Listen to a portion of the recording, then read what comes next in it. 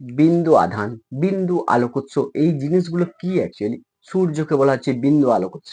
সূর্য প্রকৃতপক্ষে কি বিন্দু আলোকোৎস? বিরাট আলোকোৎসের ভান্ডার। তাহলে বিন্দু কেন বলা হচ্ছে? বিন্দু কথাটা তখনই ইউজ হবে যে উৎস এবং বস্তুর মধ্যে দূরত্ব যদি অনেক বেশি হয়, তখন ওই উৎসটাকে বলছি বিন্দু আলোকোৎস। বিষয়টা ক্লিয়ার হলো আমি কি বলতে চাইলাম? বলছে দুটো আলোক উৎসের মধ্যে মিডিল ডিস্টেন্স যদি অনেক বেশি হয়, বা দুটো বস্তু এবং উৎস যেমন পৃথিবী এবং সূর্য, এদের মাঝের দূরত্ব কি অনেক বেশি, এই মাঝের দূরত্বটা যদি অনেক বেশি হয়, তখন সেই উৎসটাকে আমি বলবো বিন্দু উৎস। মানে এখানে যেহেতু সূর্য আছে, তাহলে সূর্যকে বলবো বিন্দু আলোক উৎস। কেন বলছি না, সূর্য এবং পৃথিবীর মাঝের দূরত্বটা অনেক বেশি, এই মাঝের দূরত্বটার উপর নির্ভর করছে সে বিন্দু হবে না বিন্দু হবে না। যদি অনেক বেশি হয় মিডিল ডিস্টেন্স, তখন সেটাকে বলবো বিন্দু আলোক উৎস। ঠিক সেম সিস্টেম, দুটো বিন্দু আধান, মনে করো একটা হচ্ছে Q1, একটা হচ্ছে Q2 আধান। দুটো বিন্দু আধান বলছি কেন? বলছি একটা আধান একটা আধান অনেকটা দূরত্বে রাখা হয়েছে, তাহলে এদের মিডিল ডিস্টেন্সটা অনেক বেশি, এই জন্য এগুলোকে বলছি বিন্দু আধান। তাহলে এই মিডিল ডিস্টেন্সটা কত, সেটা হচ্ছে ডি ধরলাম। এখন দুটোই যদি পজিটিভ হয়, এরা কি করবে? বিকর্ষণ করবে। একটা পজিটিভ মনে করো হলো, আর একটা যদি মনে করো পজিটিভ হয়, আর একটা যদি নেগেটিভ হয়, তাহলে আকর্ষণ করবে। তাহলে আকর্ষণ করতে পারে অথবা বিকর্ষণ করতে পারে, এই জন্য এই দুটো জিনিসই ঘটে। দুটোই যদি পজিটিভ হয় বা দুটোই নেগেটিভ হয়, তাহলে কি করবে? বিকর্ষণ করবে। একটা পজিটিভ একটা নেগেটিভ হলে এরা আকর্ষণ করবে। তাহলে এই যে বিকর্ষণ করবে আকর্ষণ করবে, এই আকর্ষণ বলের মানটা কত? বিজ্ঞানী কুলম্ব বললো যে আকর্ষণ বা বিকর্ষণ বলের মান যদি এফ হয়, তাহলে এই নিয়ে একটা সূত্র দিল। কি বলেছিল বিজ্ঞানী কুলম্ব তার লতে? বলছে দুটো বিন্দু আধানের মধ্যে আকর্ষণ হতে পারে অথবা বিকর্ষণ হতে পারে। তাহলে দুটো বিন্দু আধানের মধ্যে আকর্ষণ বা বিকর্ষণ বলের মান এফটা আধান দুটোর গুণফলের সমানুপাতিক এবং ওদের মধ্যবর্তী দূরত্বের বর্গের ব্যস্তানুপাতিক। এইটা হচ্ছে কুলম্বের ল। তাহলে দুটো বিন্দু আধানের মধ্যে আকর্ষণ বা বিকর্ষণ বলের মান আধান দুটোর গুণফলের সমানুপাতিক এবং ওদের মধ্যবর্তী দূরত্বের বর্গের ব্যস্তানুপাতিক। একটু ম্যাথামেটিক্যাল দিকটা দেখা যাক। মনে করো এটা একটা আধান Q1, এটা একটা আধান Q2, এদের দূরত্ব অনেক বেশি আছে, তাহলে আমি আধানগুলোকে বলছি তখন বিন্দু আধান। তাহলে দুটো বিন্দু আধান পরস্পর ডি দূরত্বে আছে, তাহলে এদের মধ্যে আকর্ষণ বল বা বিকর্ষণ বল যদি পজিটিভ হয়, দুটোই দুটোই নেগেটিভ হয়, তাহলে বিকর্ষণ করবে। যদি একটা পজিটিভ একটা নেগেটিভ হয়, তাহলে আকর্ষণ করবে। তাহলে এই আকর্ষণ বা বিকর্ষণ বলের মান যদি এফ হয়, কুলম্ব কি বলছে? বলছে আকর্ষণ বা বিকর্ষণ বলের মান আধান দুটোর গুণফলের সমানুপাতিক। এই সমানুপাতিক চিহ্ন দিলাম। আধান দুটোর গুণফল, একটা আধান কত Q1, আরেকটা আধান কত Q2, গুণফল কত Q1 ইন্টু Q2, মানে Q1 Q2। আর কি বললো? এই Q1 Q2 কখন হয়? যখন আর ফিক্স, এই ভাষাটি কিন্তু লিখবে যখন আর ধ্রুবক। যারা মাধ্যমিকে আছো তারা, তাহলে তাহলে কি লিখতে পারি কুলম্বের সূত্র অনুযায়ী? এফ ভ্যারিজাস Q1 Q2 যখন আর ধ্রুবক। আর কি বলছে? এই আকর্ষণ বলের মান আধান দুটোর মধ্যবর্তী দূরত্বের বর্গ তার ব্যস্তানুপাতিক। ব্যস্তানুপাতিক মানে কি? 1/d।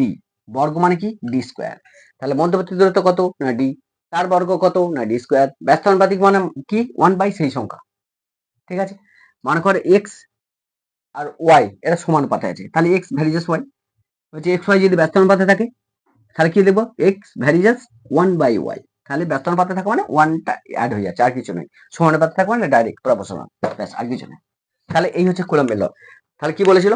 আধান দুটো গুণফলের সমানুপাতিক, আকর্ষণ বলের মানটা মানে এফ ভ্যারিজাস Q1 Q2, আর ওদের মধ্যবর্তী দূরত্বের বর্গের ব্যস্তানুপাতিক, মানে মধ্যবর্তী ডি হয়, তার দূরত্ব বর্গ কত? ডি স্কয়ার, তার ব্যস্তানুপাতিক আকর্ষণ বলের মানটা। তাহলে এফ ভ্যারিজাস 1/d স্কয়ার। এটা কি লিখবে? যখন যখন Q1 Q2 ধ্রুবক, মানে এরা যখন ফিক্স থাকে। তাহলে Q1 Q2 যখন ফিক্স থাকে, এই ভাষাগুলি কিন্তু অবশ্যই লিখতে হবে, নাহলে হবে না। এরপর এই দুটো সূত্রকে অ্যাড করো, তাহলে F varies as Q1 Q2 F varies as 1/d square. তাহলে এফ ভ্যারিজাস কি লিখতে পারি? না Q1 Q2/d স্কয়ার লিখতে পারি। তাহলে দুটোকে অ্যাডজাস্ট করলে এই সমানুপাতিক চিহ্নটাকে আমি এবার তুলবো, তুললে কি বলবো? একটা সমানুপাতিক ধ্রুবক বসাবো। সেই ধ্রুবকটাই হচ্ছে আমাদের ধরলাম কে, কে Q1 Q2/d স্কয়ার। এই যে কেটা পেলাম, এই কে এর একটা মান আছে। এই কে এর মান কত? না কে সমান কত হয়? 1/4 4 পাই এপসাইলন নট, এইটাকে বলছে এপসাইলন। এইটা ই কেমন লিখি, এরকম ই লিখি, ই এর মাথাটা কেটে দেবো, তাহলে এপসাইলন হয়ে গেল। আচ্ছা, এটা হচ্ছে এপসাইলন, বুঝতেই পারছো। এখানে যদি আমি 0 বসিয়ে দিই তাহলে এটাকে বলছি এপসাইলন নট। এখানে যদি আমি 1 বসাই তাহলে এপসাইলন 1, এখানে যদি 2 বসাই তাহলে এপসাইলন 2, তাহলে এপসাইলন 0 যদি বসাই তাহলে এপসাইলন 0 না বলে এটাকে বলেছে এপসাইলন নট। তাহলে সেইটাই লিখেছি, কে এর মানটা কত, 1/4 pi epsilon not. Epsilon not কোথা হয় আর এপসাইলন কোথা হয় সেটা একটু বুঝে নাও। যদি দুটো আধান শূন্য মাধ্যমে থাকে বা বায়ু মাধ্যমে থাকে, মানে এটা যদি এয়ার অথবা ভ্যাকুয়াম, তাহলে যদি শূন্য মাধ্যমে দুটো আধানকে রাখা হয় অথবা বায়ু মাধ্যমে রাখা হয়, তখন যে মানটা পাবো সেটা হচ্ছে এফ সমান কত, 1/4 pi epsilon naught Q1 Q2 by D square. এটা কোথায় হবে না শূন্য মাধ্যমে অথবা বায়ু মাধ্যমে, তাহলে এটা হচ্ছে শূন্য মাধ্যম অর এয়ার মাধ্যম, মানে বাতাস, বায়ুতে। বায়ুতে এখানে কি হয়, বাতাসের ক্ষেত্রে কি লিখবো, এপসাইলন নট লিখবো। যদি বায়ু মিডিয়াম না হয়, এই আধানগুলোকে মনে করে নিয়ে আমি জলে ডুবিয়ে দিলাম, দূরত্ব একই রেখেছি, আধানগুলো একই রেখেছি, জলে নিয়ে গেলাম, তখন কি হবে, যে কোনো মিডিয়ামে নিয়ে যাও তখন হবে এপসাইলন। তাহলে এপসাইলন কখন হয়, যদি যে কোনো মিডিয়ামে নিয়ে যায় তখন হয় এপসাইলন, আর যদি বাতাসে বা শূন্য মাধ্যমে পরীক্ষাটা করা হয় তখন এপসাইলন নট, মানে এপসাইলনের নিচে 0 দেবো, এখানে কিছুই দেবো না। বিষয়টা ক্লিয়ার হলো। তাহলে কুলম্বের সূত্রের যে গাণিতিক যে ইকুয়েশন সেটা কিন্তু এটাই। কারণ আমরা সাধারণত কোথায় করি পরীক্ষাগুলো, পৃথিবী পৃষ্ঠে করি, মানে বাতাসিতে করি। এই বাতাসে করি বলে আমরা লিখবো যে এফ সমান 1/4 pi epsilon naught Q1 Q2 by D square. This is Coulomb's law mathematical equation. এইটাই হচ্ছে কুলম্ব লয়ের আমাদের ম্যাথামেটিক্যাল ইকুয়েশন। যখন কুলম্ব লয়ের সূত্রটা হলো তখন কুলম্ব সূত্রের একটা ভেক্টর রূপ, এইটা একটু জেনে নাও। ভেক্টর রূপটা কি এইটা একটু জেনে নাও, কারণ এখানে কুলম্বের সূত্রের ভেক্টর রূপ, কুলম্বের সূত্রে ভেক্টর রূপ, কুলম্বের সূত্রের ভেক্টর রূপ, এটা কিন্তু আবার উচ্চ মাধ্যমিকে পড়ে। দেখো এইটা এখানে আধান রাখা হয়েছে মনে করি Q1, এখানে রাখা হয়েছে Q2, তাহলে দুটো বিন্দু আধান, এখানে আছে Q1, এখানে আছে Q2, এদের মিডিল ডিস্টেন্স যেটা হচ্ছে R, এবং আর এর এটা পজিটিভ এটা নেগেটিভ, তাহলে কি করছে, এ ওকে আকর্ষণ করবে, এ একে টানছে, ই একে টানছে।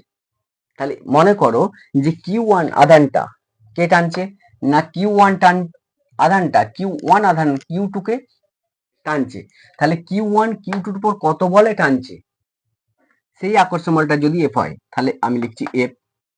কে টানছে, Q1 টানছে, মানে ই টানছে, Q1 ওই জন্য 1 লিখেছি। কাকে টানছে, 2 কে, Q2 কে, ওই জন্য 2 লিখলাম। তাহলে F1 2 2, তাহলে F1 2 মানে কি, প্রথম আধানটা দ্বিতীয় আধানটাকে যে বলে টানছে সেই আকর্ষণ বল। এইখান থেকে কুলম্বের লটা কি পাচ্ছি, যে এইখান থেকে যদি লিখি তাহলে 1/4 পাই এপসাইলন নট, কি লিখতে পারি, যে Q1 Q2 by r square লিখতে পারি কুলম্বের ল অনুযায়ী। তাহলে দেখো কুলম্বের সূত্র অনুযায়ী কি হয়, যে মনে করো যে Q1 আধানটা Q2 কে টানছে, মনে করো এটা পজিটিভ এটা নেগেটিভ, তাহলে কি আকর্ষণ করবে, তাহলে এ ওকে টানবে, তাহলে Q1 টানছে Q2 কে, ওই জন্য কত বলে টানছে সেটা যদি F হয়, আমি লিখছি F122, মানে 1 নম্বরটা টানছে 2 নম্বরকে। কুলম্বের সূত্র অনুযায়ী কি পেলাম, এই আকর্ষণ বলটা কত হবে, 1/4 pi epsilon naught Q1 Q2 by R square. কোথায় টানছে, বাতাসে, ওই জন্য Q1 নট করে দিয়েছি। সেটা কি একটা তো ডাইরেকশনে টানছে, মানে কোন দিকে টানছে, মনে করো এই ডাইরেকশনে টানছে, আমি সিম্পল বলছি, একে টানছে কোন দিকে, এই দিকে টানছে, তাহলে এই দিকে টানছে, একটা ডাইরেকশনে টানছে, ওই ডাইরেকশনটার জন্য আমি এখানে ইউজ করব আর ক্যাপ। বিষয়টা ক্লিয়ার হলো। তাহলে আর ক্যাপটা কি বোঝাচ্ছে না ডাইরেকশনকে বোঝাচ্ছে, বুঝা গেল। আমরা একটা জানি যে ক্লাস 11 স্টুডেন্ট যারা তারা দেখেছো যে এন ক্যাপ মানে ইউনিট ভেক্টর বার করতে গেলে আমরা কি লিখি, যে vector A by mod A, তাহলে ইউনিট ভেক্টর এ ভেক্টরের একক ভেক্টর যদি বার করতে বলে, যদি বলে এই একটা ভেক্টর, এই ভেক্টরের একক ভেক্টর কত, তখন কি লিখবে যে এন ক্যাপ, একক ভেক্টরকে আমরা এন ক্যাপ দিয়ে ডিনোট করি, এন ক্যাপ সমান কত vector A by mod A. এখন এটাকে যদি একটু ক্যালকুলেশন করি, এন ক্যাপ সমান কত না vector A by mod A সমান কত, মড এ মানে এ, সেই ফর্মুলাটাকে এখানে কাজে লাগাবো। তাহলে এখানে যে ফর্মুলাটা কাজে লাগাবো সেটা কোনটা, দেখো এখানে এইটার পরিবর্তে কি আছে আর ক্যাপ আছে, তাহলে আর ক্যাপ সমান কত না ভেক্টর আর বাই আর লিখতে পারি, সেইটাই লিখবো এখানে। দেখো তাহলে এটা লিখতে পারি 1/4 পাই এপসাইলন নট কত Q1 Q2 by R square into r ক্যাপের পরিবর্তে কি লিখতে পারি না আর ক্যাপের পরিবর্তে লিখতে পারি ভেক্টর আর বাই আর।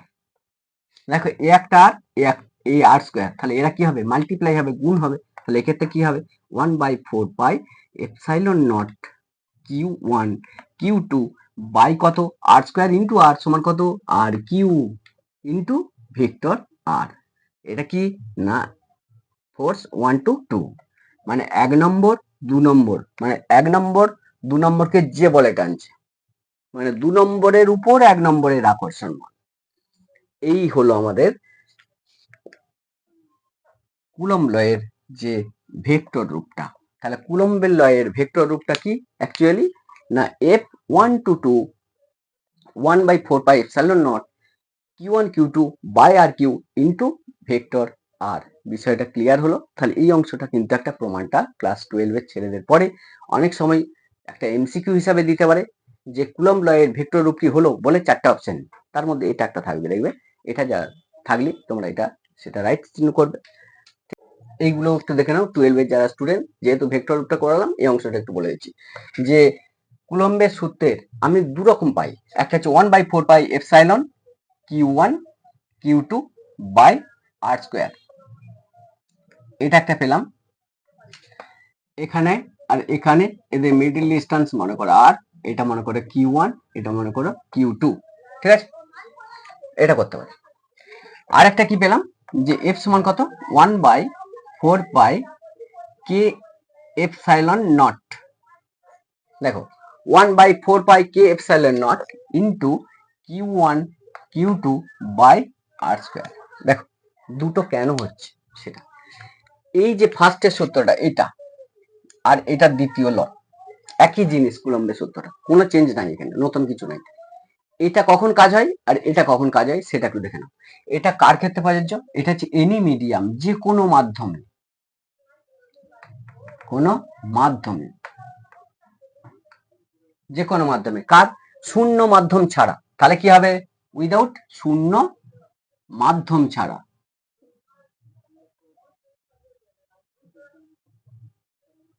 তাহলে শূন্য মাধ্যম ছাড়া যে কোনো মাধ্যমে, তাহলে শূন্য মাধ্যম ছাড়া যে কোনো মাধ্যম মানে জলে হতে পারে অথবা কোনো ভিনিগার হতে পারে, কোন একটা মিডিয়াম।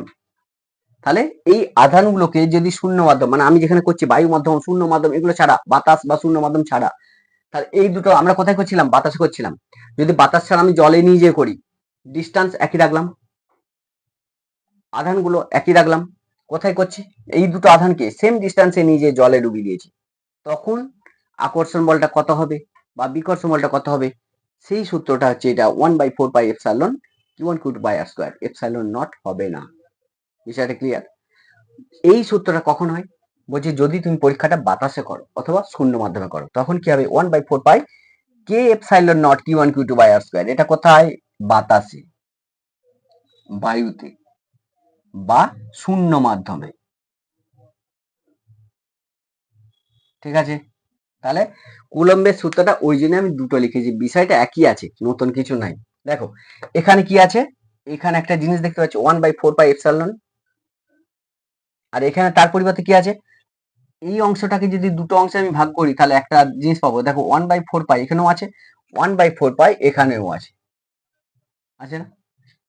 তাহলে এই দুটোর মধ্যে ডিফারেন্স কি অ্যাকচুয়ালি শূন্য মাধ্যম আর যে কোনো মাধ্যম দুটোর মধ্যে ডিফারেন্স কি যে যেটাই কে এপসাইলন নট এটাই কি অ্যাকচুয়ালি এপসাইলন, পেলাম না কে এপসাইলন নট যেটাই সেটা হচ্ছে এপসাইলন। এখান থেকে আমি লিখতে পারি কে সমান কত না এপসাইলন বাই এপসাইলন নট। এপসাইলনটা কি এপসাইলন নটটা কি, এপসাইলন নট এটা কি এই এপসাইলন নট এটা কি অ্যাকচুয়ালি বলছি এটা হচ্ছে শূন্য মাধ্যমে তড়িৎ ভেদ্যতা। এটা কি বলা হচ্ছে? এপসাইলনটাকে বলা হচ্ছে শূন্য মাধ্যমে তড়িৎ ভেদ্যতা। শূন্য মাধ্যমে তড়িৎ ভেদ্যতা।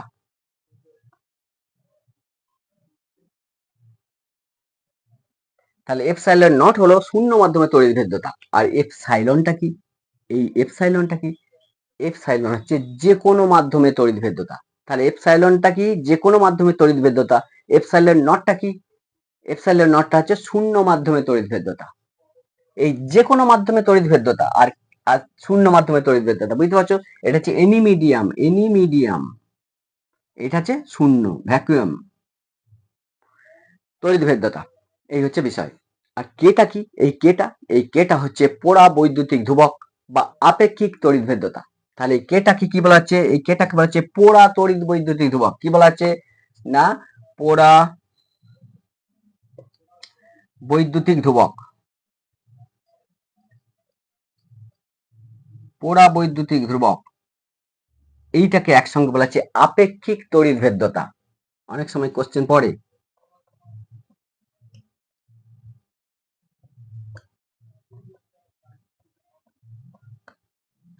তাহলে পোড়া তড়িৎ বৈদ্যুতিক ধ্রুবক বা আপেক্ষিক তড়িৎ ভেদ্যতা, এইটা কিন্তু একটা ডেফিনেশন হিসেবে পড়ে ক্লাস 12-এ। মাধ্যমিকের ছেলেরাও কিন্তু এখানটা দেখে যাবে। অনেক সময় মনে হবে নতুন লাগছে, এটা কি আবার? অন্য কিছু নয়। বিষয়টা ক্লিয়ার হয়েছে? আমি এতক্ষণ পর্যন্ত যা বুঝাচ্ছি তোমরা যদি ভালো করে একবার দেখো বিষয়টা বুঝতে পারবে। কে বলা হচ্ছে আপেক্ষিক তড়িৎ ভেদ্যতা বা পোড়া বৈদ্যুতিক ধ্রুবক। এপসাইলন এইটাকে বলা হচ্ছে যে কোনো মাধ্যমে তড়িৎ ভেদ্যতা।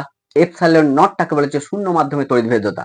যদি বলা হয় আপেক্ষিক তড়িৎ ভেদ্যতার সংজ্ঞা দাও, তাহলে কি বলবে? আপেক্ষিক তড়িৎ ভেদ্যতা চাইছে মানে কে চাইছে, কে কাকে বলে? তাহলে কি বলবো? যে কোনো মাধ্যমে তড়িৎ ভেদ্যতা এবং শূন্য মাধ্যমে তড়িৎ ভেদ্যতার অনুপাতটাকে বলা হচ্ছে আপেক্ষিক তড়িৎ ভেদ্যতা। মুখস্থ করতে হবে না। দেখো, যে কোনো মাধ্যমে তড়িৎ ভেদ্যতা এবং শূন্য মাধ্যমে তড়িৎ ভেদ্যতার অনুপাতটাকে বা রেশিওটাকে বলা হচ্ছে আপেক্ষিক তড়িৎ ভেদ্যতা, যেটাকে কে দিয়ে ডিনোট করা হয়। বিষয়টা ক্লিয়ার হলো আমি কি বলতে চাইলাম? তাহলে দেখো, এই তড়িৎ ভেদ্যতা এই নিয়ে যে বিষয়টা তোমরা বুঝলে, এই নিয়ে একটা নিউমেরিক্যাল প্রবলেম পড়ে ক্লাস 12-এ। ক্লাস 10-এ যারা স্টুডেন্ট আছে তারাও এটা দেখবে যে কেমন পড়ে। যেমন তোমাকে বললো যে একটা অভ্রের পোড়া বৈদ্যুতিক ধ্রুবক, অভ্রের পোড়া বৈদ্যুতিক ধ্রুবক, ভালো করে টুকে রাখো। একটা অভ্রের পোড়া বৈদ্যুতিক ধ্রুবক 4.5। কি বলছে? না, একটা অভ্রের পোড়া বৈদ্যুতিক ধ্রুবক 4.5 হয়, তাহলে তার তড়িৎ ভেদ্যতা কত? কি চাইছে? বলছে একটা অভ্রের পাত আছে, এই অভ্রের পাতের পোড়া বৈদ্যুতিক ধ্রুবকের ভ্যালু বলেছে। পোড়া বৈদ্যুতিক ধ্রুবকটাকে আমরা কি দিয়ে ডিনোট করি? কে দিয়ে ডিনোট করি? তাহলে পোড়া বৈদ্যুতিক ধ্রুবক হচ্ছে 4.5 যদি হয়, তাহলে তড়িৎ ভেদ্যতা কত?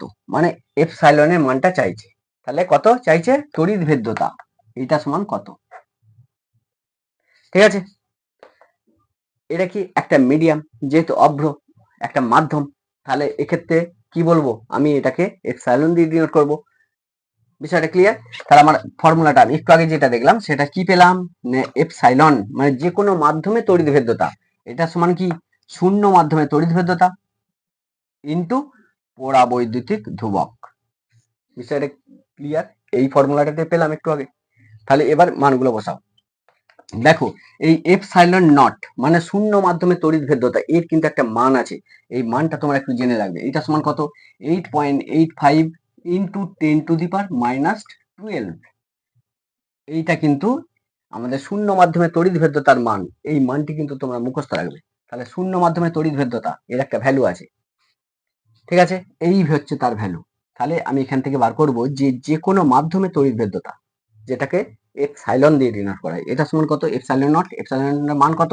না 8.85 ইন্টু 10⁻⁻12। এটা হচ্ছে এপসাইলন নটের মান। এটা মুখস্থ রাখবে, এটা সব জায়গায় একই ভ্যালু থাকবে।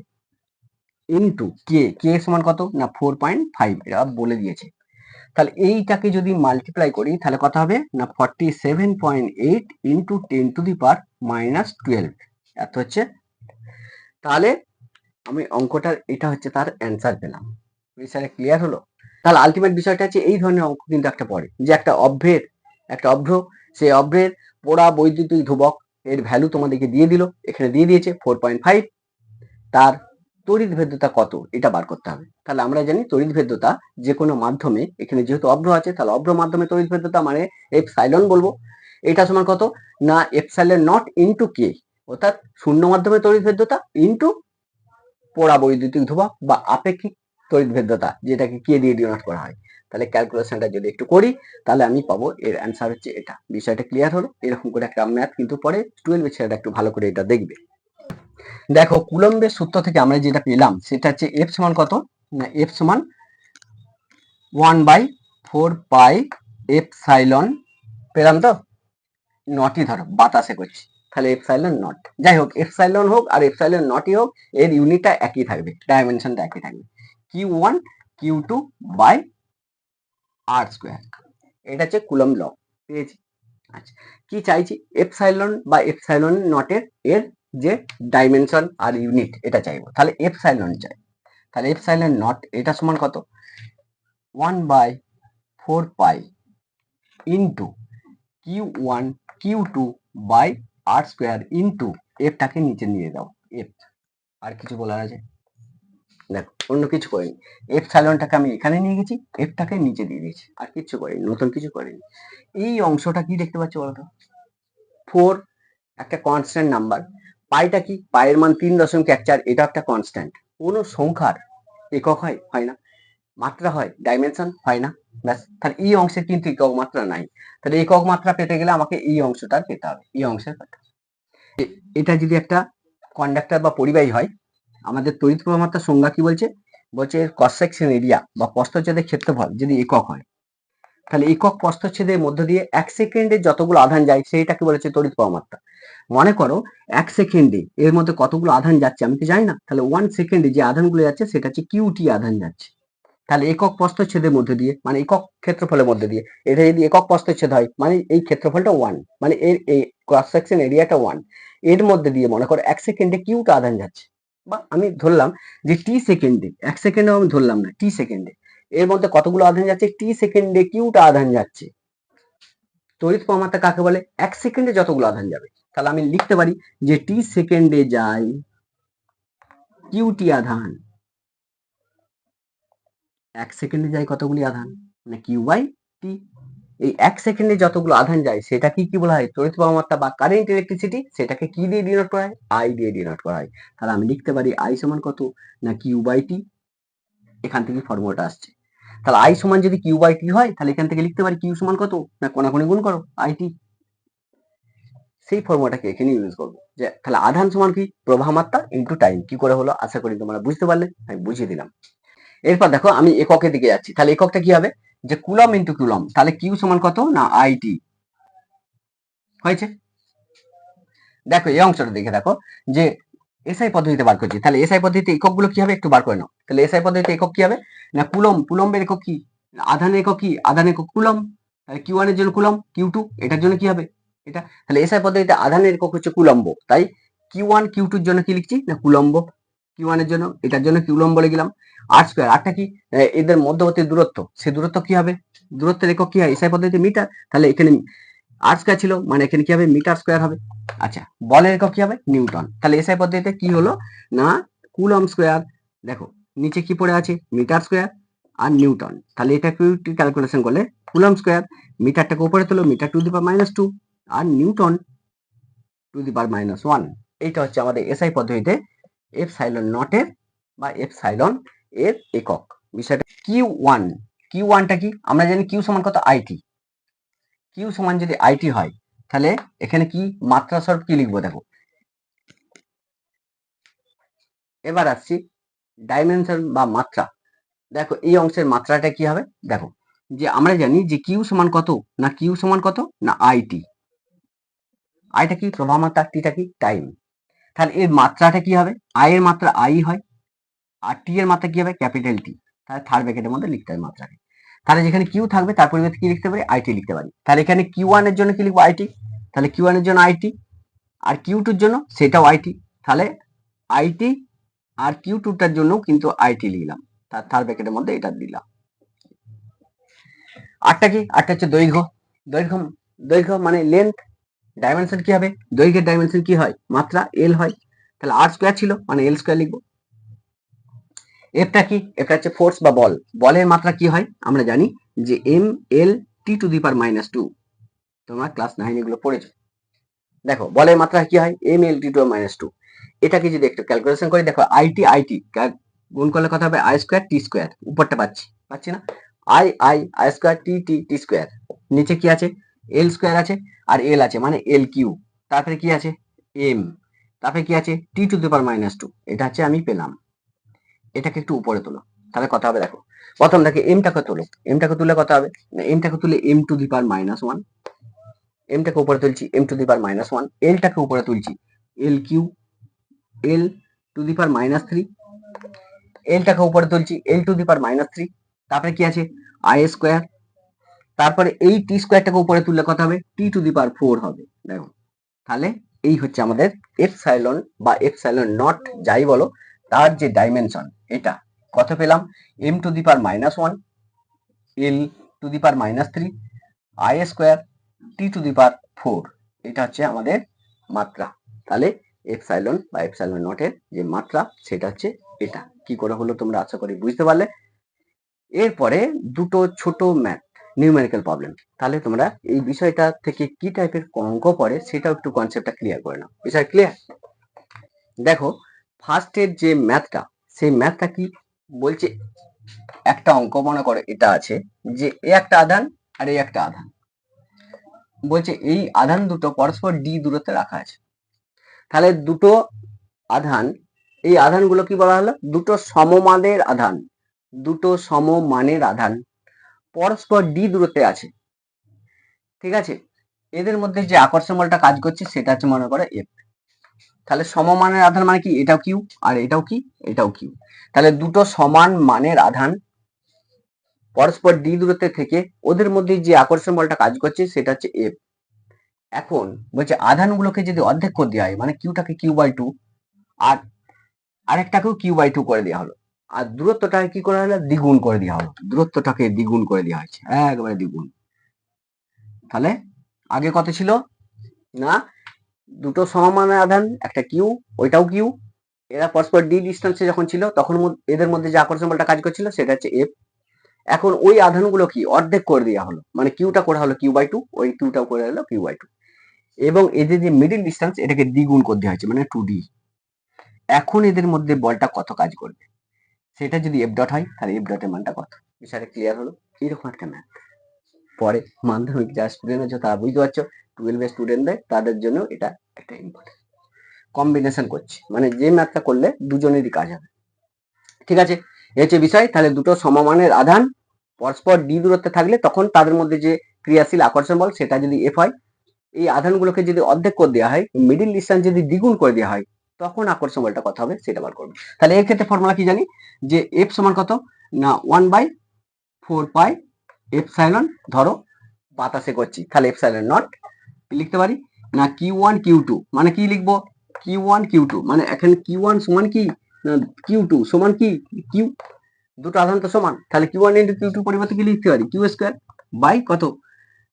ডি স্কোয়ার লিখতে পারি। এটা হচ্ছে 1 নম্বর সমীকরণ। এরপর কি করা হয়েছে? এর ক্ষেত্রে কি পাবো? এর ক্ষেত্রে এফ ডট যদি ধরি তাহলে এফ ডট সমান কত না একই রকম ভাবে 1/4 পাই এপসাইলন নট, এটা কোনো চেঞ্জ হবে না। কিউ1 এর পরিবর্তে কি লিখতে পারি? কিউ/2 ইন্টু কিউ/2 বাই ডি স্কোয়ারের পরিবর্তে কত লিখতে পারি? 2d তার হোল স্কোয়ার লিখতে পারি। তাহলে এটা একটু ক্যালকুলেশন করলে কত পাবো? 1/4 পাই এপসাইলন নট কত হবে? কিউ স্কোয়ার বাই 4 বাই এটা কত না 4d স্কোয়ার। এটা হচ্ছে এফ ডট, এটা 2 নম্বর ইকুয়েশন, এটা 1 নম্বর ইকুয়েশন। তাহলে 1 আর 2 ভাগ করে দাও, আর কিছু নেই। তাহলে এফ বাই এফ ডট আমি কি করছি? F by F dot. তাহলে এফ বাই এফ ডট সমান কত হবে সেটা করে দেখো। তাহলে এফ বাই এফ ডট সমান কত? 1/4 pi epsilon naught, 1/4 pi epsilon naught into কত ছিল না Q square by D square ছিল না, এটা ছিল বাই, আচ্ছা এখানটা করো যে এফ বাই এফ ডট, আচ্ছা এটা সমান এখানে কত আছে? 1/4 পাই এপসাইলন নট একই থাকবে ইন্টু কত হবে? এই ক্যালকুলেশনটা যদি করো তাহলে তুমি পাবে, এটাকে যদি একটু ক্যালকুলেশন করো, এইটাকে একটা লাইন লিখে দাও Q square by 16d square, এইটা এটা 2 নম্বর।